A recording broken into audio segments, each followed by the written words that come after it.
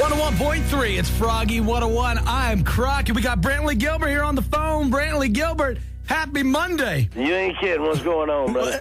Not much, man. Welcome to the show. Hey, thanks for having me, man. How you doing? Good. You sound like you got an extra pep in your step today. Hey, man, a cup of coffee gets you right where you need to be, and some Mountain Dew. We got a whole bunch of stuff we're going to talk about next, Brantley Gilbert, including what you said when you proposed to Jana Kramer. I won't tell you exactly what I said because, I like to keep some of it personal. Okay, that's fair enough, but I recently just proposed to my fiance, so maybe you and I will have a little competition on who was more romantic. Oh, dude, I got a feeling you're going to lose this one. We'll talk about it next after your newest More Than Miles on Froggy 101. Maybe more than miles.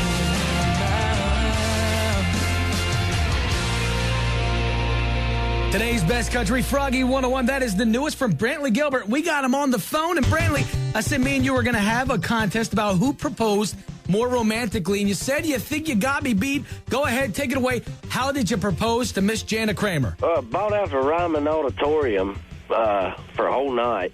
Oh, boy. And we always said that, well, I'll tell you that part because that's part of the romantic part. But I blindfolded her, and it was on my birthday. And she'd been thinking I'd been telling her about this business deal that I'd been working on. And I never once lied to her through this whole thing.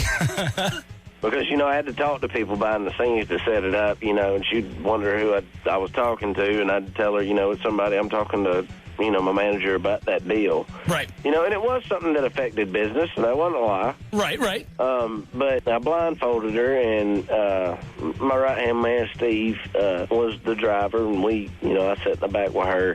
Have y'all seen Taken 2? I have not seen Taken 2. Oh, my God. Okay, so there's a scene where he, gets captured and, they're driving through the city, and he's, listening to, street lights and markets, and so he can tell, what turns they're making, counting the right turns. She's trying to do that crap, figure out where we're at. So Steve took her off-road and did a bunch of U-turns and went through the stadium parking lot and everything else. Got her car sick. Yeah.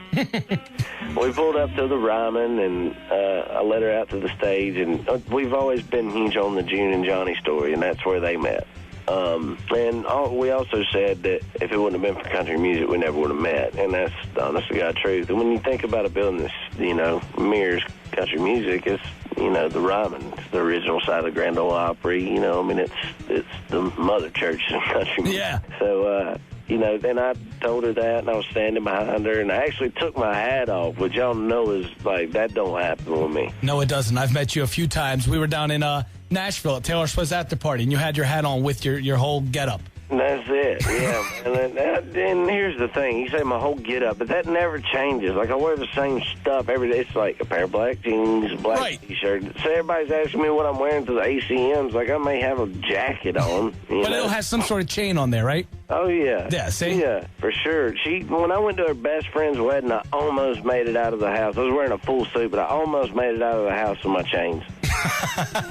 So you took your hat off. Yeah, I hit a knee, and like I said, it was on my birthday. So we're talking to Brantley Gilbert here. All right, Brantley, here is how I proposed to my fiance. Let's see if this tops yours. So it was Christmas Eve, and I knelt down in front of our Dollar Tree white plastic Christmas tree in front of the cat. Oh, my God. Hey, dude, that's awesome, but I got somebody who's got you beat. There's somebody sitting in the room with me right now who got in an argument with his wife on her way home and hung up the phone, and he was like, how do I fix this argument? So he rolled up. He didn't have much money at the time.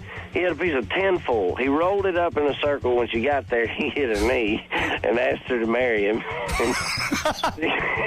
So this guy's sitting in the room with me, so I think he's got us both beat. Man, nothing says romance like a tinfoil ring. Yeah, but you ought to see the one she's got now, because he's got money and stuff.